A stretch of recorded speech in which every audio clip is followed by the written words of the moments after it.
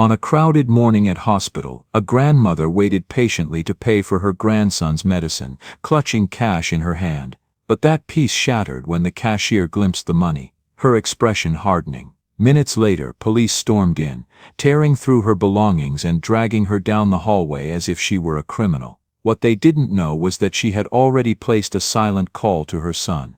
And when he arrived, they would learn what true power really means. Before we dive in this story, let us know where you watching from. We love to hear your thought. Evelyn Carter adjusted the pearl earrings she always wore on important days, the ones her late husband had given her after their 40th anniversary. The mirror in her modest sedan reflected a face lined with age but not weakness. She smoothed the pressed blouse she had ironed herself, tucked the small vial of hand lotion into her purse, and checked again that the envelope of cash was secure. It wasn't how she usually paid for anything. She preferred checks, sometimes her debit card, but the errands she had run earlier had forced her to withdraw a large sum. Now, with her grandson's chronic medication waiting, she simply wanted to settle the bill and go home. Inside Clearwater Memorial Hospital's pharmacy wing, bright fluorescent lights buzzed above a line of patients waiting at the glass partition. The air carried the faint mix of antiseptic and tired patients. Evelyn held her place calmly, purse resting against her arm, eyes moving over the others in line, young mothers juggling toddlers, elderly men with canes, a man in a suit scrolling on his phone. When her turn came, she stepped forward with quiet dignity, sliding the prescription slip through the opening, her voice steady. "These are for my grandson." Behind the counter, Brian O'Neill, the pharmacist, glanced at the prescription and nodded, retrieving the medication with professional efficiency. His voice was polite enough, though distracted. "Insurance card, please." Evelyn slid it through along with her identification prepared. Brian handed the package to Sandra Pike, the cashier who sat at the register. Sandra's eyes flicked to Evelyn, then down to the thick wallet as she watched Evelyn count bills carefully. 15 crisp $100 notes touched the glass counter. Sandra's expression shifted. Her voice lost the neutral tone she had used for the previous customer, a young white man who had just dropped 350s without question. "That's quite a lot of cash," Sandra said, eyebrows raised. She tapped the ID card twice against the counter, holding it longer than necessary, squinting at the photo and then back at Evelyn's face. "Do you realize how much you're paying?" she asked, her voice pitched high as though Evelyn might not understand basic arithmetic. The man in line behind them, Mark Stevens, lifted his head from his phone, sensing the sharp edge in her tone. Evelyn clasped her hands together, her pearl earrings catching the light as she tilted her head with calm composure. "I'm aware, yes," she replied. "These are maintenance medications. They're necessary." She didn't add that her grandson's breathing had already worsened over the past week, or that the family's insurance delays had forced her to cover out of pocket this time. Sandra wasn't really asking about the medicine anyway. Her narrowed eyes were fixed on the wallet, on the glimpse of other bills still tucked inside. "People like you don't usually carry that kind of money," Sandra muttered, low but audible. Brian shifted uncomfortably, pretending to check the prescription details again, his gaze avoiding Evelyn's eyes. Sandra leaned closer, voice clipped. "We're going to need to verify your identity further. It's hospital policy, fraud prevention measures, you understand." Evelyn stood taller, her spine straightening. "My identification is right there. My insurance information is valid. I have nothing more to prove." But through the glass window separating the pharmacy staff from the public, she caught sight of Sandra turning to whisper to a security guard.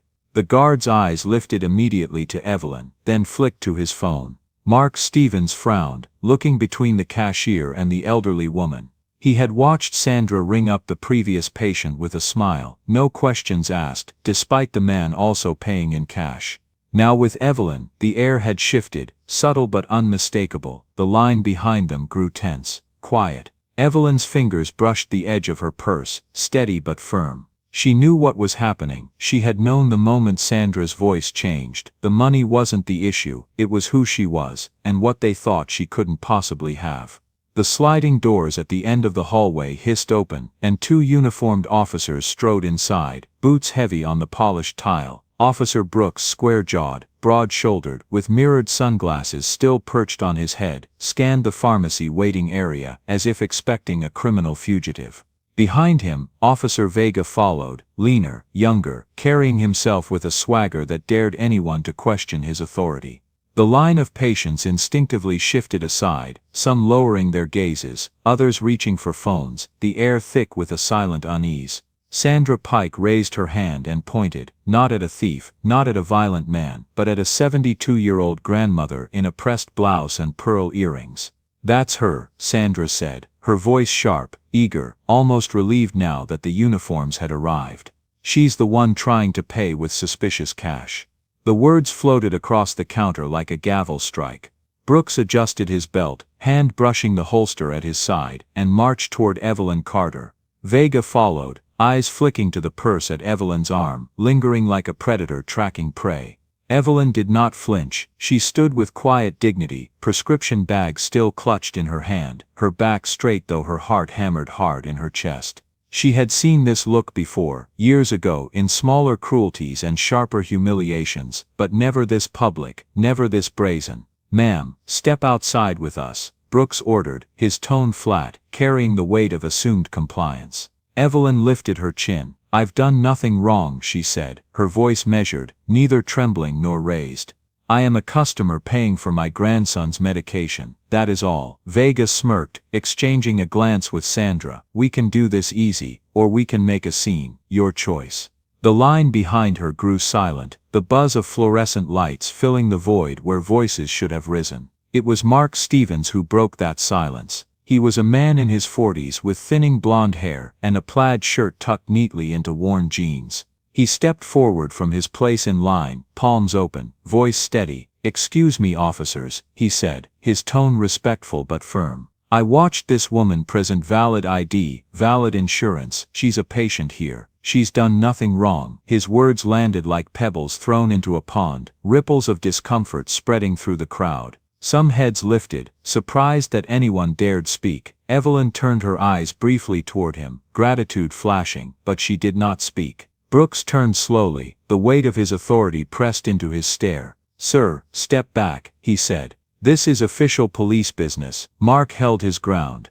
"Official police business. She's buying medicine. With cash. That's not a crime." Vega took a step closer, his voice dripping with disdain. "Unless it's stolen, unless it's part of a scam. Elder fraud, drug money, take your pick. You want to be charged with obstruction, pal." Mark swallowed hard but refused to move. His voice grew sharper. "No, I want you to stop harassing her because of the color of her skin." A collective gasp traveled through the line. Someone exhaled sharply, someone else whispered, "Don't," but Mark had already crossed the invisible line. Brooks's jaw tightened, and in 2 swift steps he was in Mark's space, chest to chest. "You watch your mouth," Brooks snapped, his finger stabbing the air. "You interfere one more time, I'll cuff you right here." Mark's face flushed, but his voice did not waver. "Cuff me for what?" "For telling the truth, for standing up when everyone else is too scared." The words echoed down the hallway, bold, unfiltered, impossible to ignore. Several phones tilted higher, cameras recording. Vega cursed under his breath, then shoved Mark back with a firm hand to his chest. Mark staggered, caught himself, and pushed forward again. "This is wrong," he insisted, voice louder now. "You're treating her like a criminal when all she did was pay a bill." Brooks's patience snapped. He grabbed Mark by the arm, twisting it behind his back in a practiced move, forcing him down toward the tile floor. The crowd gasped again.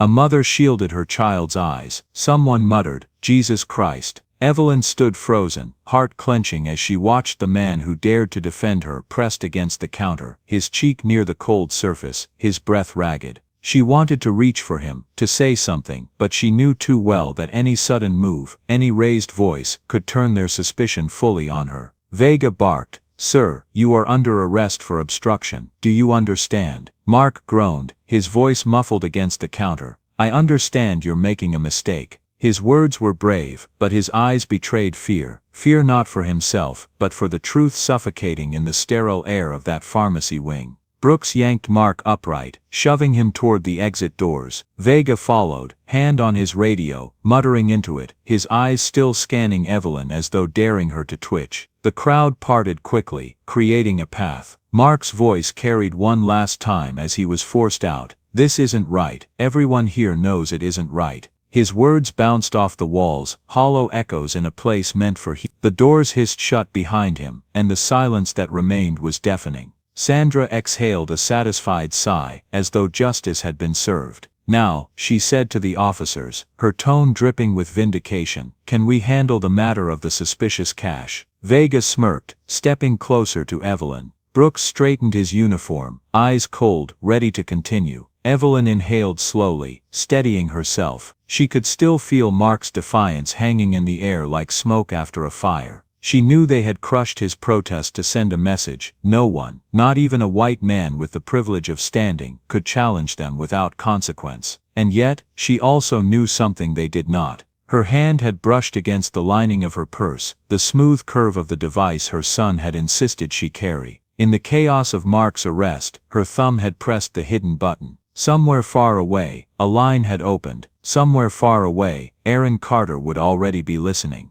They marched her out of the pharmacy like she was a shoplifter caught with pockets full of razors, not a grandmother buying medication for a child. The corridor beyond was long and bright and merciless, a runway of polished tile and hard-looking chairs bolted to the wall. A nurse pushing an IV pole slowed, an orderly with a mop froze mid-swipe, a mother shushed her toddler and turned both their faces away. Brooks took the lead, one palm hovering at Evelyn's back without touching it, the threat of force more humiliating than force itself. Vega trailed a step behind, eyes on the purse tucked in Evelyn's arm, as if it were a live grenade she might lob at any moment. "Right here," Brooks said, stopping at a plastic bench under a sign that read "Please be patient, hands where I can see them." Evelyn set her prescription bag on the bench and lifted her hands to shoulder height, palms open. She looked smaller beneath the fluorescent glare, but she kept her spine straight, the straightness of a woman who had made it through decades of smaller insults to arrive at this larger one. "Officer," she said, careful and clear, "my identification and insurance information are valid.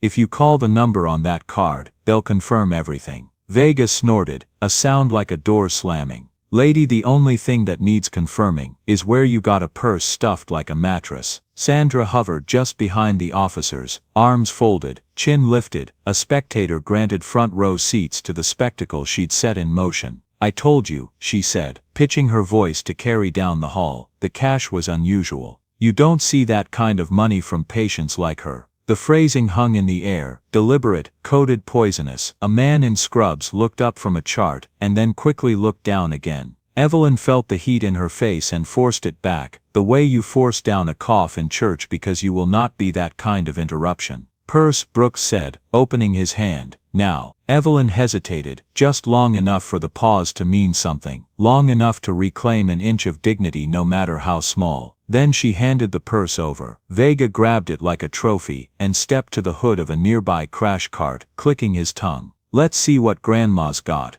He unzipped the purse with a dramatic rip and tipped it upside down. The contents fanned out with a clatter: wallet, keys, folded receipts, a tube of hand lotion, a compact mirror, a small framed photo that skidded, teetered and fell face first to the tile. The glass went with a delicate crack that echoed more than it should have. Evelyn flinched, an involuntary recoil, watching the silver frame wobble, then settle with her family's faces hidden against the floor. Vega didn't look down. He plunged both hands into the purse's lining like a magician digging for a rabbit that refused to be complicit. "Well, well," he said, plucking out the thick envelope she had folded twice. "Here's the mother lode." He thumbed the bills with fast, practiced flicks, then threw a handful into the air like confetti. Hundreds fluttered, skittering across the tile, bumping against the rubber toes of shoes and the wheels of wheelchairs. "Cartel Christmas," he said, grinning without mirth. A nurse gasped. The mother who'd turned away now turned back, eyes wide, one hand pressed to her chest.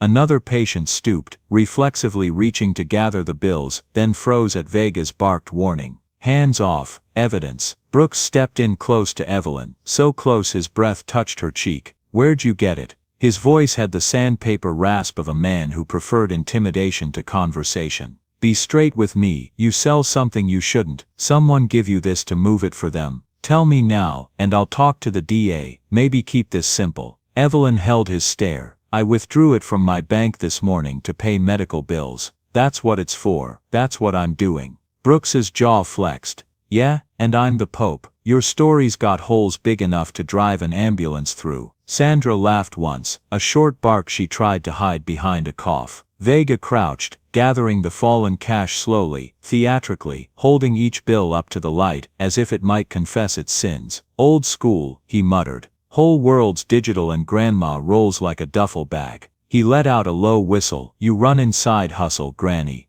Craigslist pharmacy, pill mill grandma special. The insult scraped her, but Evelyn refused to bleed for him. She took a breath and reached for the small frame on the floor, the one with the cracked glass. Brooks's hand snapped out and caught her wrist mid-air, thumb digging into the soft arm beneath the blouse. Don't touch anything. The words came out in a clipped cadence he must have learned in training, but his eyes carried the heat of a different lesson. Evelyn met his gaze again. That is my family's photo, she said, voice even, and you knocked it to the floor. Brooks didn't release her, and you're obstructing an investigation. Keep pushing, and I'll add resisting. Pick your poison. An older man in a wheelchair spoke up then, voice creaking but clear. Leave the lady be, he said. She ain't done a thing you can prove. Vega straightened, cash in one hand, evidence bag in the other, looking at the man like an insect under a jar. You wanna be bold today, Grandpa. You want a ride too. The man's nurse tugged his chair gently back, eyes apologetic, mouth tight with helplessness. Phones were out now, a dozen little black mirrors pointed like eyes that wouldn't blink, but no one moved. No one crossed the line. Mark had crossed minutes earlier and paid for. Evelyn's pulse tremored. In that tremor there was a thread of fear, animal, old familiar, and braided into it a cord of iron. She glanced at the purse where it lay gutted on the crash cart. The phone had been in the inner pocket. She'd felt the smooth plastic through cloth as Brooks dragged Mark away, and she'd pressed the recessed button the way Aaron had taught her. Steady once, count to 2, release. She couldn't see the screen now. She didn't need to. If the line had opened, her son had heard every word since the pharmacy. The thought steadied her like a hand on her shoulder from a man who was not there yet but would be. Vega started emptying her wallet next, narrating as he went with a running patter designed to humiliate.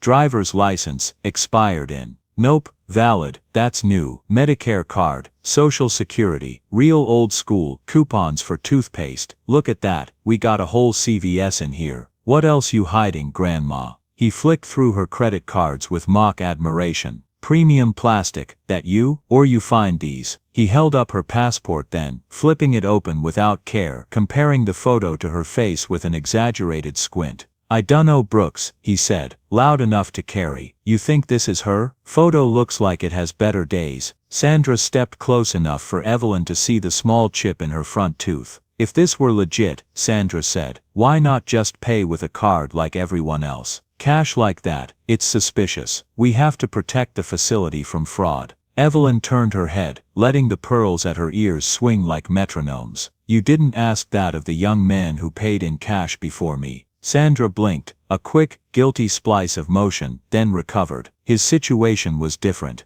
Yes, Evelyn said softly, it was. Brooks released her wrist and circled her slowly, like he was reading a crime scene chalk outline only he could see. Here's how this goes, he said. We check your bag, we check your story, we call it in, and we see who trips first. You can help yourself by being smart. He gestured to the prescription bag on the bench. What's in there? Evelyn looked at the white paper sack with the stapled top. Medication for my grandson. He needs it today. Vega reached past her and snatched the bag, rolling the top open, peering in as if the pills might leap out and confess. Looks fancy, he said. Fancy meds for fancy cash. 2 security guards from the hospital had appeared at the fringes, watching with the wary posture of people who know when not to get in the way. One of them, a woman with tired eyes, said, "Officers, maybe we can take this someplace private." She didn't look at Evelyn when she said it. She looked at the phones. Brooks shook his head. "No need, we're good right here." He raised his voice slightly, turning just enough for the audience to hear. "Transparency, right?" The word landed like a dare. Someone in the small crowd scoffed. Someone else said, "Yeah, transparent as mud." Evelyn crouched then, carefully, ignoring the protesting noise in her knees, and reached once more toward the fallen picture. She moved slow, telegraphing the motion, giving them no reason, none, to bark another order. Her fingertips touched the frame. This time Brooks didn't stop her. He watched her pick it up and turn it over. The glass had fractured into a spider web, but the faces beneath were clear, her son as a young man, all earnest eyes and long limbs, her grandson with the gap-toothed grin, her own hand on their shoulders, a triangle of survival. She wiped a shard away with the hem of her blouse. Her hands did not shake. "Enough," Vega said suddenly, impatience chafing at his voice. "We're done playing customer service." He dropped the cash into the evidence bag and sealed it with a click. "You're coming with us for questioning. We'll sort your little story out downtown." He gestured for Brooks to take her arm. Brooks did, not rough, but not gentle either, a calibrated pressure that said he could turn rough without warning.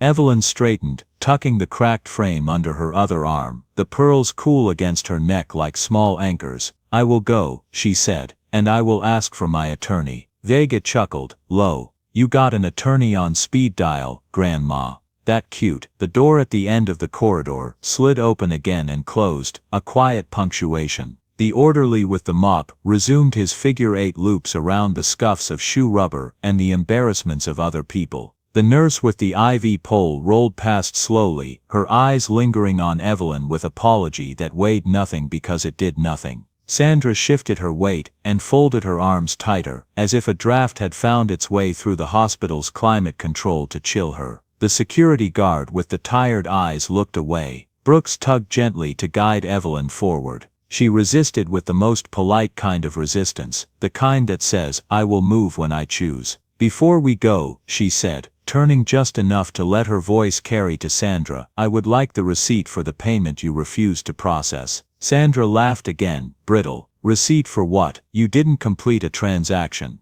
Evelyn nodded once, not at Sandra but at the phones, at the eyes. Exactly, it wasn't bravado, it was record-keeping. It was a woman who had learned the hard way that paper matters, timelines matter, and words matter most when others wish they didn't. Vega looked ready to push, to end the theater with a flourish of cuffs and an elbow in the ribs. He glanced at Brooks. He wanted the nod. Brooks held his gaze, then jerked his chin toward the exit. "Let's move." They started down the hallway, Evelyn between them, her belongings bagged as evidence, her dignity unbagged, because no one gets to keep that for you but you. The crowd parted again, doors of flesh and caution swinging on invisible hinges. A voice somewhere near the back said, barely above a whisper, "God bless you," and Evelyn did not turn because if she did, she might see the face behind the words and remember it forever. As they approached the double doors to the ambulance bay, the air turned sharper, infused with outside oxygen, and the faint metallic scent of rain threatening. Vega's radio crackled, but he lowered the volume with a flick, annoyed.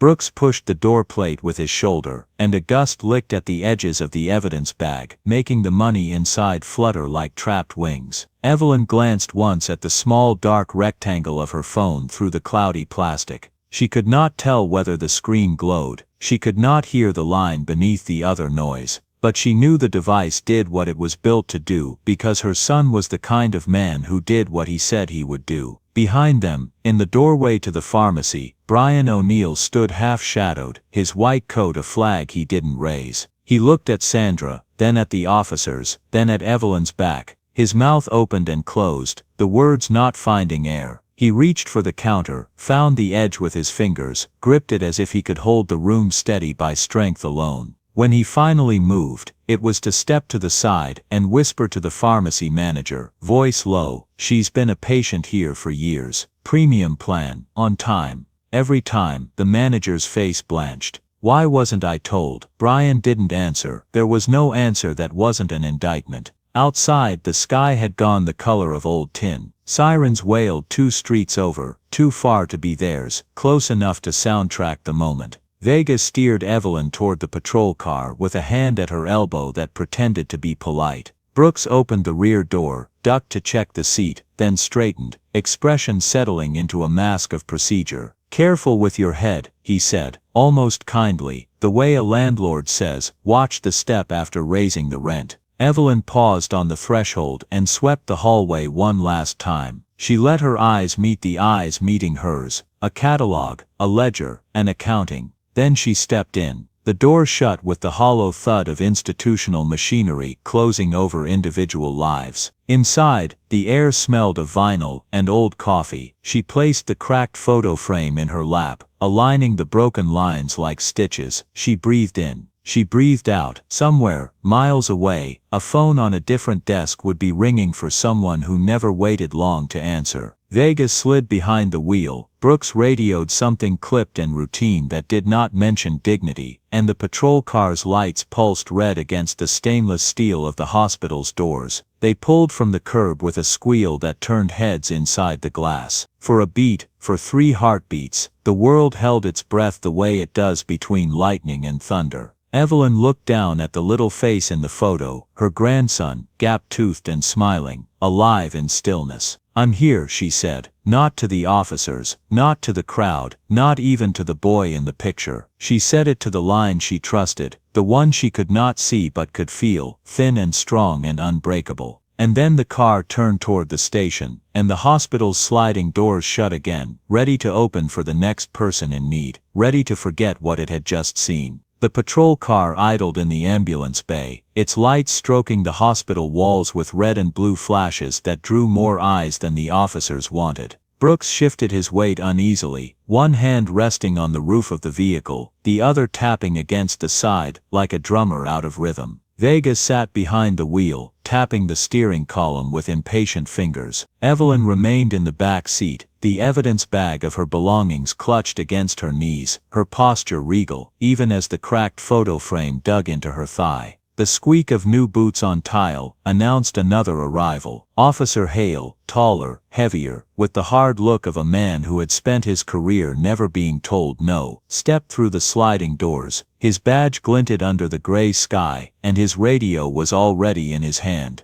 "What have we got?" he asked, his voice clipped, official, bored. Brooks stepped forward, eager to pass the weight. Suspicious cash, elderly woman trying to pay with an unusually large sum. Possible fraud. "We're transporting her downtown." Hale's eyes settled on Evelyn, and something smug curled the corner of his mouth. "Figures. They're always pulling these scams through the hospital. Easy cover." Evelyn leaned forward, her voice clear through the half-open window. "I want to speak to my attorney." She said it slowly, each word an anchor, impossible to ignore. Hale let out a dry laugh, shaking his head. "You got an attorney on retainer, ma'am." "Sure you do, and I'm the governor." Vega chuckled from the driver's seat. Brooks smirked. The humor passed between them like a shared language, the language of men who never expected to be contradicted. Evelyn's jaw tightened, but her eyes did not waver. "Yes, I do." Hale opened the rear door, crouched, and yanked the evidence bag from Evelyn's lap. He rifled through it with thick fingers, pulling out items one by one as though they were props in a comedy act. "Let's see," he muttered. "Lipstick, mirror, expired coupons, real criminal kit here, passport, old lady ID. What else we got?" He pulled at the wallet, tugging hard until the lining bent, and then he froze. A thin leather flap had shifted, revealing a compartment most wallets didn't have. From it Hale slid a card, encased in protective laminate, the seal of the United States embossed in gold across the top. The lettering was crisp, official, unforgeable. Hale's expression flickered. He read silently, then read again, his lips parting. His color drained. The card bore Evelyn Carter's name, her photograph, and beneath it, in bold type, "Emergency contact, Aaron Carter, United States Attorney General." A direct number printed in red ink sat at the bottom, along with the notation, "Issued by Department of Justice Family Protection Program." Hale blinked hard, as if the words might change if he looked away and back. They did not. Brooks leaned over his shoulder. "What is it?" Hale didn't answer right away. He showed the card instead, his hand trembling almost imperceptibly. Brooks's cocky grin faltered. "Hell no," he muttered. Vega craned from the driver's seat, squinting, then cursed under his breath. The silence that followed was brittle, dangerous, the kind of silence that meant the floor had just given way beneath them and they hadn't hit bottom yet. Evelyn sat back in the seat, her face calm, her voice soft but sharp as glass. "I told you. I have an attorney. A very good one." Hundreds of miles away in a secure conference room in Washington, D.C., Aaron Carter was leaning over briefing papers when his aide slipped in quietly, pale-faced, holding a phone. "Sir, it's your mother's line," the aide whispered. Aaron straightened immediately, took the phone, pressed it to his ear. The audio was already streaming, the sound of officers' voices, the words "possible fraud," the rustle of a bag being torn open, his mother's calm but insistent tone. "I want to speak to my attorney." Aaron's jaw clenched so tightly the muscles ticked. He held up one hand, cutting off the chatter of staff around the table. "Get me the Clearwater police chief. Right now, and scramble the plane." On the line, Aaron heard Hale's mocking laugh, Vega's chuckle, Brooks's smirk-filled words, then the silence, then his mother's voice again, steady, unwavering. "Yes, I do." He closed his eyes, breathing once, slow. "She pressed the button," he murmured. "She knew." Then louder to his aide, "Patch this through to DOJ Secure. Record everything. No one deletes a second." Papers rustled. Staffers scrambled. A screen lit up on the wall, projecting a map with a blinking red dot over Clearwater Memorial Hospital. Back in the ambulance bay, Hale finally found his voice. "This could be fake," he said. Though his tone lacked conviction, Brooks shook his head. "Hale, that seal? No way, you don't fake that.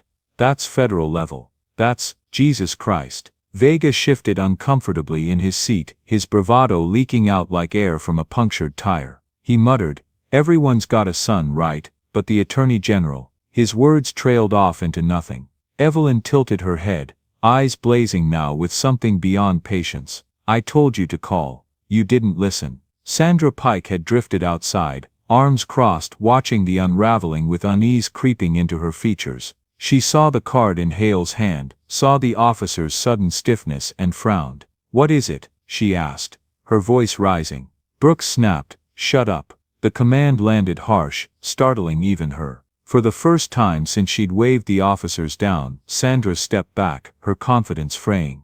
Evelyn's gaze cut to her, sharp as a blade. "You wanted protection from fraud. Here it is. Protection strong enough to shake your whole institution." Aaron was already on another call, his voice low, deadly calm. "Chief Reynolds," he said as soon as the Clearwater police chief picked up, "your officers are currently detaining my mother outside Clearwater Memorial. I am listening to them. I am hearing their words. Do you understand me?" The chief stammered, shocked. "Mr. Attorney General."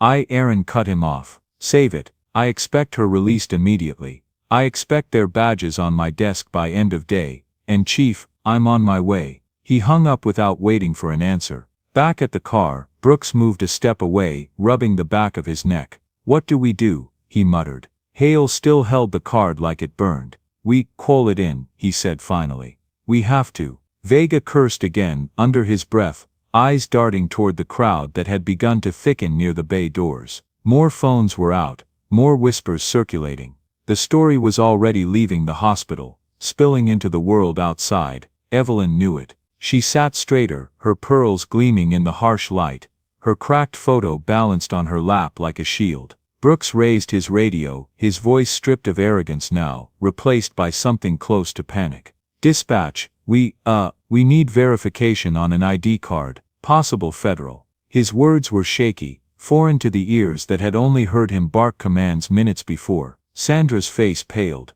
Brian, standing behind the glass doors, looked as though he might be sick. The crowd edged closer, sensing that something had shifted, that the spectacle they had been watching was about to become something far bigger than a grandmother with too much cash. Evelyn closed her eyes briefly, hearing not the officers' stumbling voices but her son's in memory. "Last Christmas. Mom, sometimes people won't see your worth until you show them your power." She hadn't understood then. She did now. The hum of the patrol car's engine thrummed beneath her seat, but it was no longer a cage, it was a stage. And for the first time that morning, Evelyn Carter allowed herself the smallest smile. The news traveled faster than anyone could contain it. By the time Officer Brooks lowered his shaky radio, the glow of cell phone screens lit the hospital entrance like fireflies in the dusk. Clips had already escaped into the digital bloodstream, an elderly woman hemmed in by officers. A purse emptied, cash scattered across sterile tile.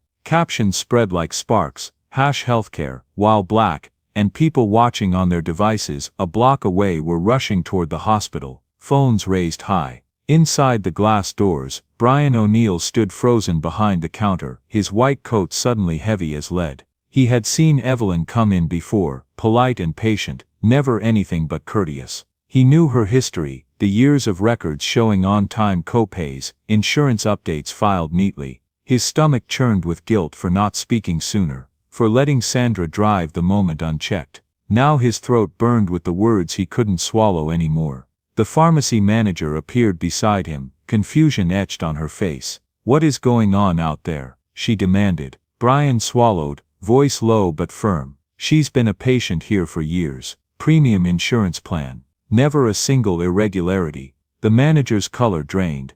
"Then why?" Her eyes flicked toward Sandra, who had edged closer to the bay doors, arms still crossed but trembling now. She didn't look like she could afford that kind of money. Sandra stammered when confronted, her words as brittle as glass. The manager's eyes widened, horror dawning. Outside, the crowd thickened. A young man in a hoodie shouted, "She's a patient, not a criminal." Another voice rose, "Let her go." The chant caught, rolling like a wave down the sidewalk. Brooks and Vega shifted nervously, the weight of eyes and lenses pressing heavier than any badge could shield. Officer Hale barked at them to hold formation, but his voice lacked conviction now, the edge dulled by panic. He knew what it looked like, worse he knew how it would play. Sandra's protestations faltered. She glanced at the screens, at the cameras catching her face in high definition, her name already whispered into live-stream captions. Her authority evaporated in real time, stripped away by the same witnesses she had once counted on to stay silent.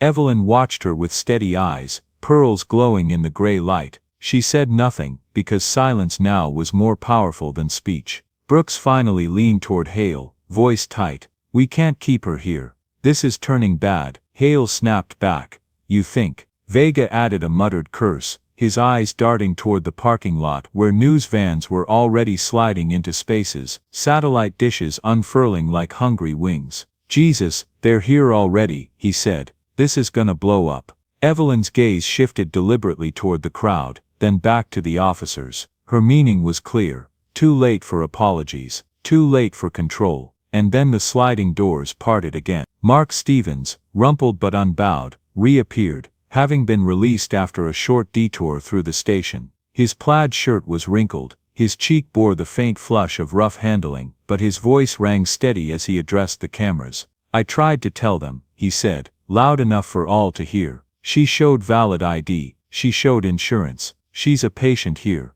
I spoke up, and they dragged me out like I was the problem." The microphones caught every word, broadcasting them to a swelling audience both outside and online. Gasps rippled through the onlookers. One woman shouted, "They silenced him for telling the truth." Another added, "If they'll treat him like that, what chance do the rest of us have?" Mark lifted his chin, meeting Evelyn's eyes briefly, a nod of solidarity across the chaos. She inclined her head in return, not gratitude, solidarity too, recognition of courage met with consequence. The hospital administrator finally pushed through, sweating, whispering frantically into a phone. "We need to move her inside," he hissed to the officers, "before this escalates." Evelyn's voice cut through, firm, carrying beyond them all. "No, I will not go inside. I will stay where everyone can see what happens next." The words hung in the air, undeniable. The crowd erupted in cheers, in affirmation, in chants louder now. "Let her stay, let her stay." Cameras turned back to her, capturing the lines of her face, the calm steel of her eyes, the way she held the cracked family photo against her chest like armor. Evelyn Carter, who had begun the morning as another grandmother in line for medicine, was now an emblem of dignity violated, of injustice exposed, of resilience shining through humiliation. And around her the storm gathered, waiting for the next turn. The hum of voices outside Clearwater Memorial had risen to a steady roar by the time the black SUVs appeared at the curb.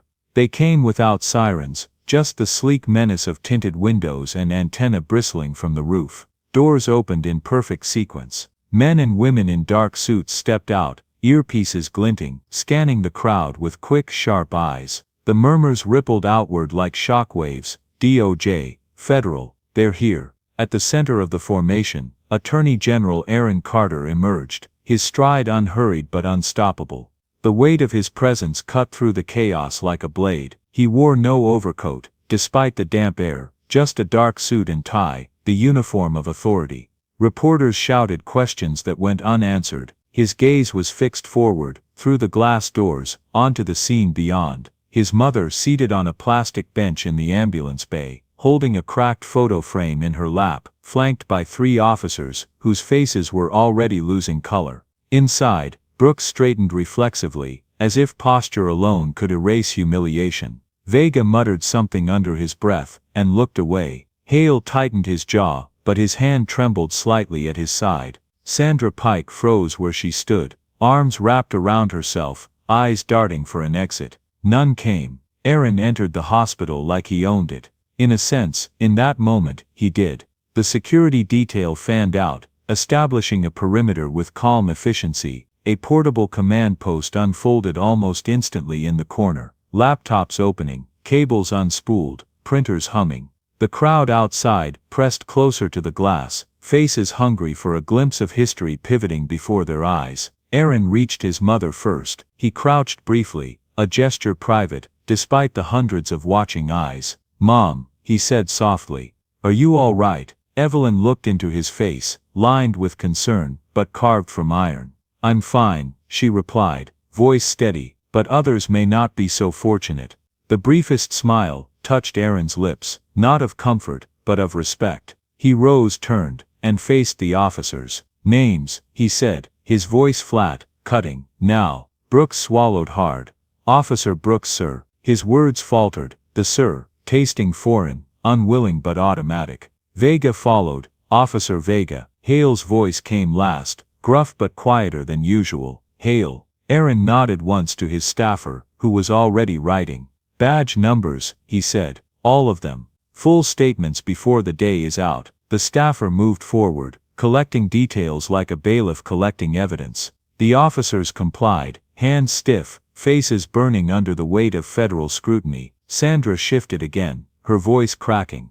"Mr. Attorney General, Aaron cut her off with a glance so sharp it was almost physical. "You will speak when spoken to." Sandra's mouth closed with an audible click.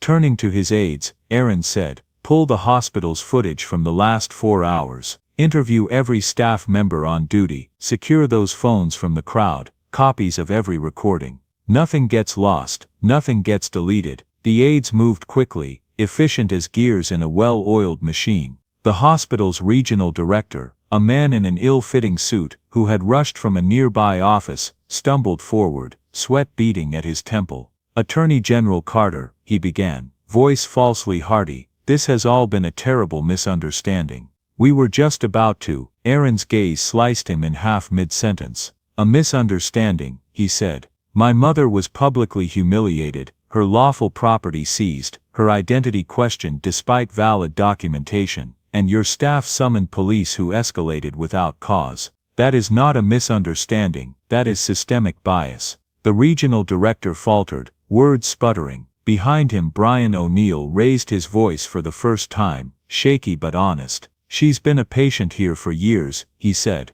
"Her records are spotless. I tried to." He stopped himself, realizing he hadn't tried hard enough. Still his voice carried, and the truth hung heavy. Aaron's staffer approached with a thin folder already printing from the portable machine. "We pulled complaints from this facility," she said. 7 similar cases in the past year. Elderly minority patients flagged as suspicious when paying in cash. Quiet settlements in each. Aaron flipped through the pages, eyes scanning quickly, jaw tightening. "Pattern and practice," he said aloud, his voice like a verdict. "Exactly as I expected." Sandra stepped forward again, desperation cracking her mask. "She was acting suspicious," she began. Evelyn's voice cut across hers, firm and resonant. "Suspicious because I paid in cash. Suspicious because I am old, or suspicious because I am black." The silence that followed was louder than any shout. Sandra's face drained of blood.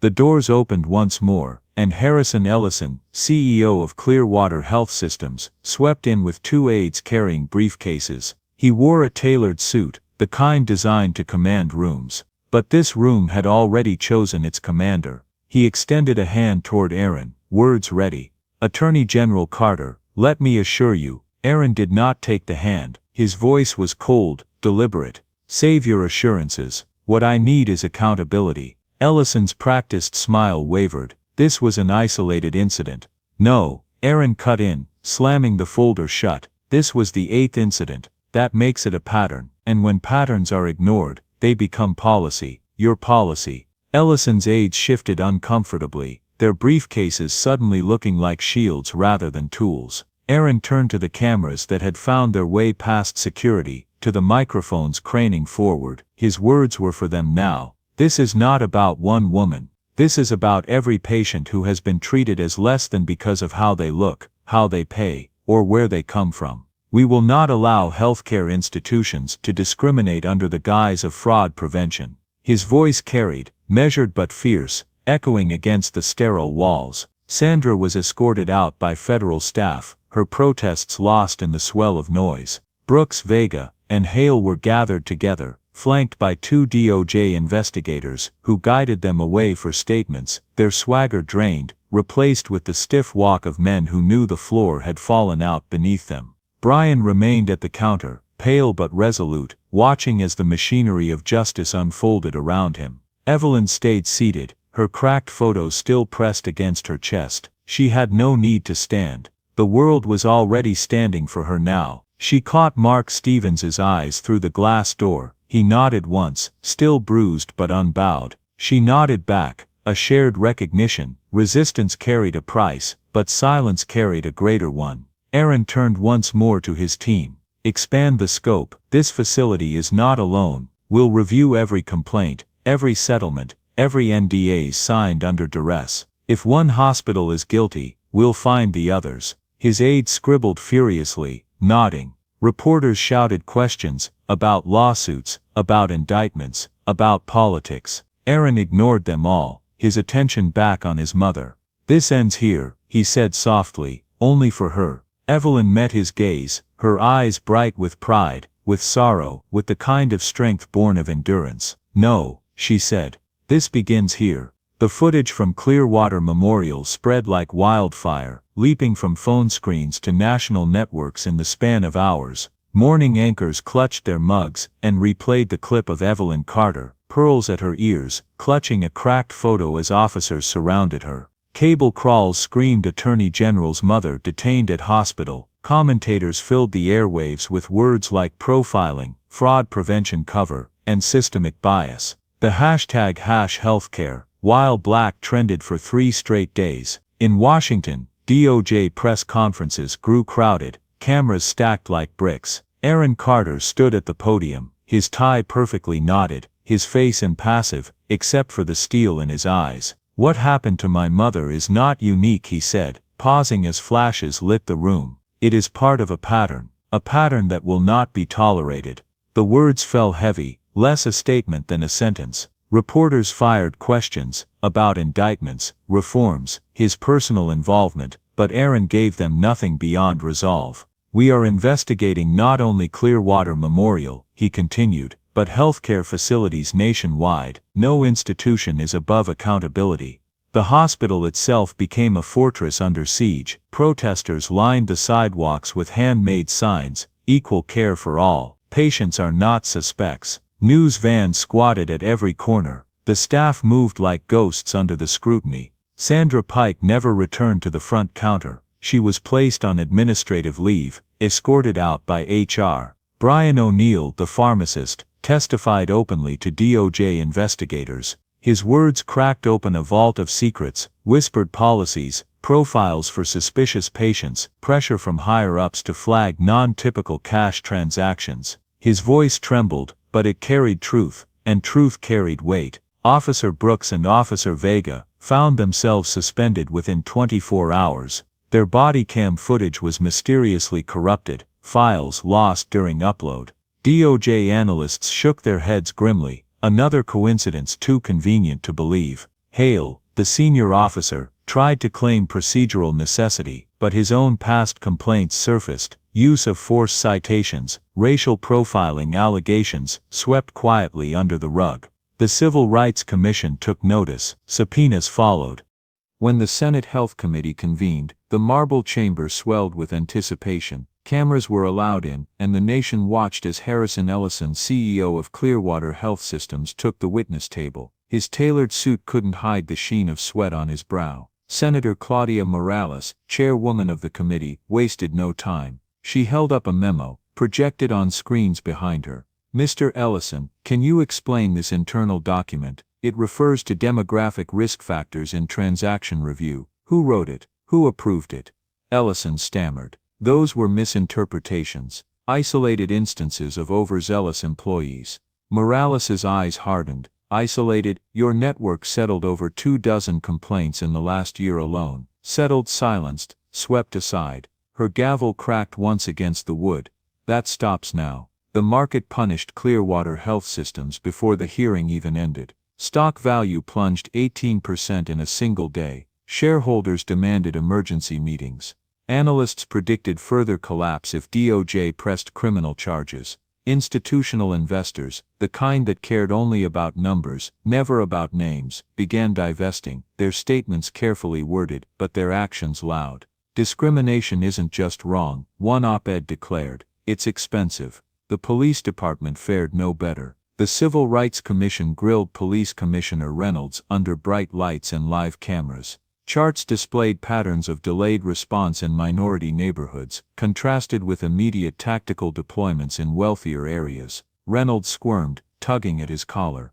"Our officers were following protocol." The chair cut him off. "Protocol that fails equal justice is not a protocol, it's a violation." The audience murmured, the phrase echoed in headlines by evening. Meanwhile, community voices surged. Evelyn's neighbors spoke to reporters about her decades as a teacher, about the tutoring sessions she offered free of charge, about the countless children she guided through algebra and literature with patience. Former students held signs outside the hospital, "Justice for MRS. Carter." One young woman, now a law student, wept on camera. "She helped me believe I could go to college, and this is how she's treated." Mark Stevens became an unlikely figurehead. Interviews replayed his words. "I spoke up and they dragged me out like I was the problem." He told reporters about the shove the hand twisted behind his back, the warning that he was obstructing justice. His voice cracked once during a broadcast, but he held firm. "If they'll silence someone like me, a white man standing in line, what chance does anyone else have?"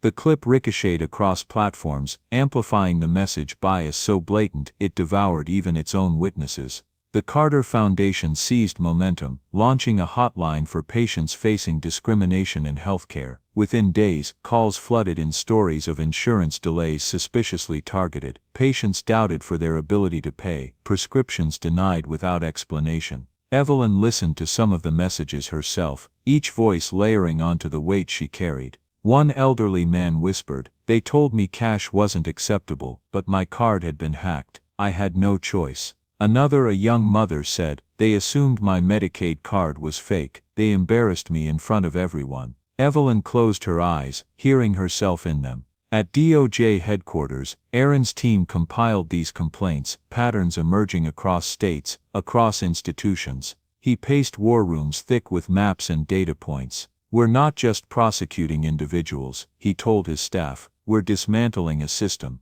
And if we don't, it will rebuild itself the moment we look away." His words etched themselves into the resolve of every lawyer, every analyst, every investigator in the room. The White House could not stay silent. Press secretary briefings confirmed that the president was considering executive action on healthcare equality. Speculation swirled about a sweeping order mandating bias audits in hospitals, anonymous transaction reviews, and independent patient advocates in every facility. Critics muttered about overreach, about government meddling in private healthcare, but public sentiment drowned them out. Polls showed overwhelming support. People wanted fairness at the pharmacy counter, not suspicion. Back at Clearwater Memorial, the waiting area where it had begun remained under a spotlight. Patients whispered Evelyn's name with reverence. Staff walked more carefully, more cautiously. The cracked tile where her photo frame had shattered was patched, but the memory was not erased. Nurses told each other, "Remember what happened to Mrs. Carter," before deciding how to handle disputes. And still she came, quiet as always, to pick up medicine for her grandson. Heads bowed when she passed. Respect had been forced where it should have been freely given. When Evelyn spoke to a local news station, she chose her words with the care of a woman who knew they would echo. "This isn't about me," she said. "It's about the next person who doesn't have a son in high office, about the people silenced before me, and the ones who will be silenced after, unless we make change." Her voice was steady, her pearl earrings catching the studio lights like truth made visible. The clip aired on national television within the hour. Aaron visited her that evening, slipping past reporters clustered outside. Over tea in her modest kitchen, he looked at her hands folded on the table. "Mom," he said, "you didn't have to go through this." Evelyn met his gaze, weary but fierce. "No one should, but I did, and now everyone sees it. That's how change begins." Aaron exhaled, nodding. He knew she was right. He also knew the storm had only just started. By the end of the week, congressional aides confirmed a bill was in draft, the Healthcare Equality Act. Hearings would begin within months. Civil rights lawyers prepared testimony. Patients prepared to tell their stories. CEOs of hospital networks braced for subpoenas. The system had been cracked open, and through the cracks poured a flood of voices long ignored.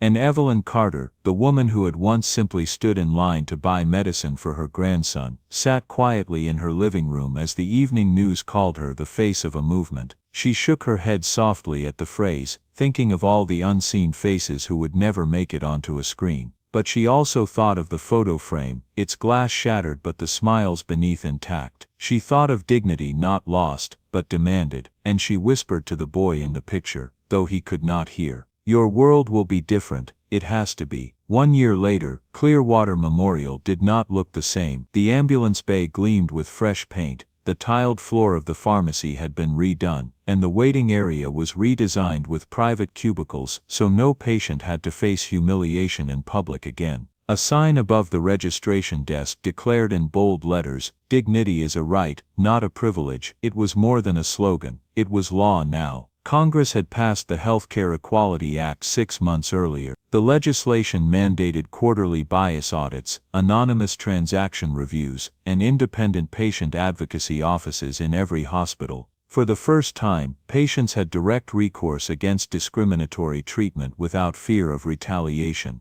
Hospitals reported not only compliance but surprising benefits. Patient satisfaction scores climbed, malpractice claims dipped, and to the shock of skeptics, revenue increased. Fairness proved profitable. Clearwater Memorial was held up as the model of reform, though not by choice. Under new leadership, they opened community health centers in neighborhoods long underserved. Hiring practices shifted, staff now reflected the communities they served. Training programs on implicit bias were no longer a box to tick, but a requirement tied to funding. Brian O'Neill, once a nervous pharmacist afraid to speak too loudly, was now director of compliance. His first initiative established anonymous audits, a program quickly copied nationwide. "We catch problems before they become incidents," he told reporters. "That's how we honor patients." For the officers, the reckoning was less kind. Brooks and Vega were terminated, their pensions stripped. Their personnel files bore permanent notations that barred them from future law enforcement roles. Hale retired quietly under investigation. Sandra Pike, once quick to summon police, found herself unemployable in healthcare. She eventually accepted a speaking role at community forums, recounting her mistakes to medical trainees. "I thought I was protecting the hospital," she admitted once to a room of students. "But what I was really protecting was my bias." Some hissed at her words, others scribbled notes. Redemption was a longer road than punishment. Mark Stevens became a reluctant symbol. Documentaries replayed his testimony, the moment he was shoved against a pharmacy counter for daring to speak up. "That was the day I learned silence is complicity," he told a national audience. His face appeared in classrooms, his quote etched into posters alongside Evelyn's, "If they'll silence me, what chance do the rest of us have?" Evelyn Carter herself remained the center, though she never sought the spotlight. At 73, she spent Saturday mornings teaching health literacy classes at a community center, guiding seniors through insurance forms, explaining prescription coverage, reminding them of their rights. Her pearl earrings gleamed under fluorescent lights, as steady as her voice. "You don't need a title to demand respect," she told one group of retirees. "You only need to know your worth." The students nodded, some with tears in their eyes, as if hearing permission they had been denied all their lives. At her grandson's college campus, the Carter Foundation's new scholarship supported dozens of first-generation students studying medicine and law. Evelyn walked the halls with him one crisp autumn afternoon, her steps steady, her eyes proud. "This is why I fought," she told him quietly, "so you could study without doubting your place." He squeezed her hand, his future stretching bright before him. Nationally, the case had reshaped more than healthcare. Police academies now studied the Carter Protocol, a curriculum focused on equitable enforcement in medical settings. Body cameras were required to auto-activate in healthcare facilities, closing the loophole of convenient malfunctions. Civil rights lawyers cited Carter v. Clearwater in arguments across sectors, from housing to finance, proving that bias disguised as procedure was still bias. The movement had spilled beyond hospital walls, into the marrow of American institutions. Yet Evelyn kept her victories measured. In her modest living room, she still placed fresh flowers beside the cracked photo frame she had repaired, but never replaced. She touched the line across the glass, a scar that refused to vanish. "We did good work," she whispered to the smiling faces frozen in time. She didn't mean herself alone. She meant Mark, Brian, the students holding signs, the countless patients who had finally told their stories. She meant Aaron, whose resolve had sharpened not just by office, but by blood.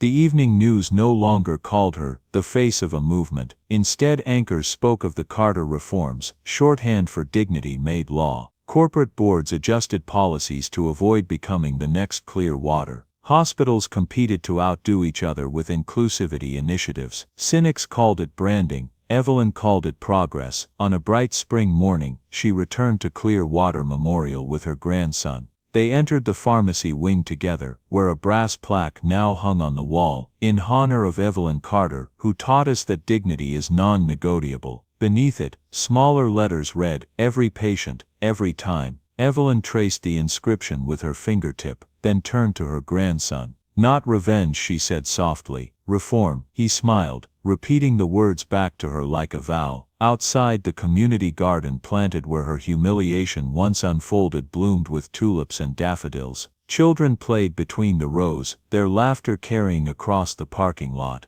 Evelyn paused there, breathing in the scent of earth and renewal, the perfume of change. For the first time in a long while, she felt peace settle in her chest. She had not been broken. She had been the beginning. Join us to share meaningful stories by hitting the like and subscribe buttons. Don't forget to turn on the notification bell to start your day with profound lessons and heartfelt empathy.